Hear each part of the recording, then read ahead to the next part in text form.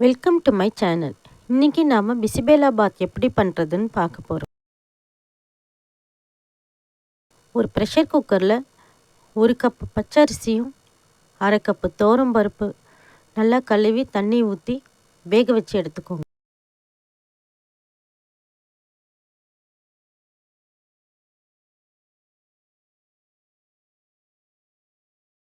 நான் இதுக்கு 1/2 கப்புக்கு 4 கப் தண்ணி ஊற்றி இதை வேக வச்சுருக்கேன். இதுக்கு கொப்பரை துருவல் சேர்ப்பாங்க. என்கிட்ட அது இல்லாததுனால நான் சாதா தேங்காய் துருவலை வெறும் சட்டியில் வறுத்து எடுத்துக்கிறேன்.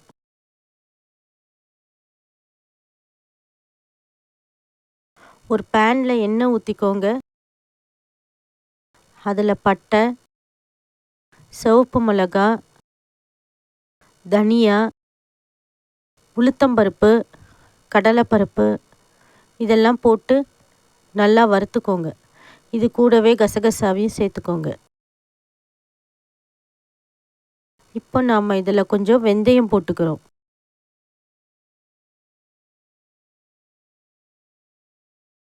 கடைசியாக ஏற்கனவே வறுத்து வச்சுருக்கிற அந்த தேங்காய் துருவலையும் சேர்த்து 1 நிமிஷம் நல்லா வதக்கிட்டு அதை நல்லா பவுட்ரு பண்ணி வச்சுக்கோங்க. இப்போ கேரட்டையும் பீன்ஸையும் நம்ம தனியாக வேக வச்சே வச்சுக்கிறோம். ஒரு பேனில் எண்ணெய் ஊற்றி வெங்காயம் போட்டுக்கோங்க.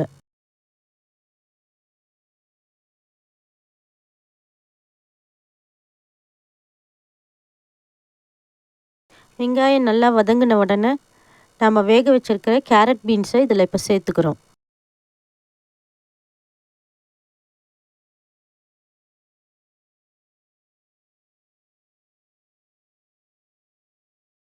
இப்போ நம்ம இதில் புளி தண்ணியை சேர்த்து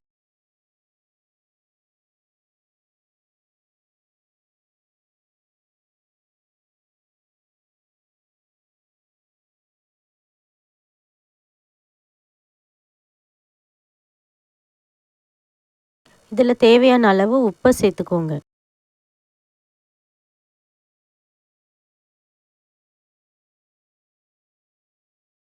ஒரு துண்டு வெல்லம் போட்டுக்கோங்க.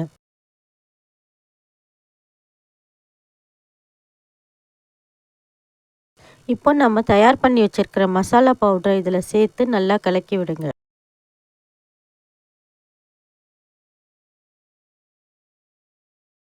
மஞ்சள் பொடியை சேர்த்துக்கோங்க.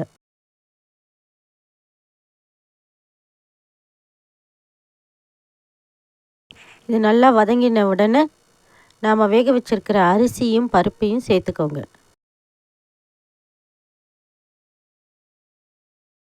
நல்லா கலக்கி விடுங்க.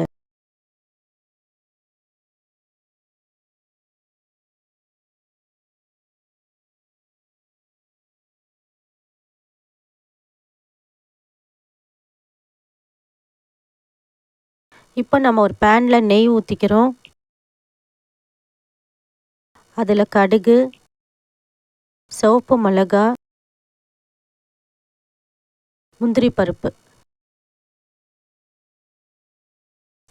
பருப்பு கொஞ்சம் பொன்னிறமாக ஆகும்போது அது கருவேப்பிலையும் போட்டு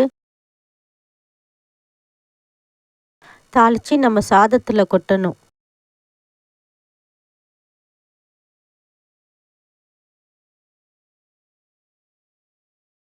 நல்லா மிக்ஸ் பண்ணி விட்டுருங்க. சுவையான பிசிபேலாபாத் ரெடி ஆயிடுச்சு.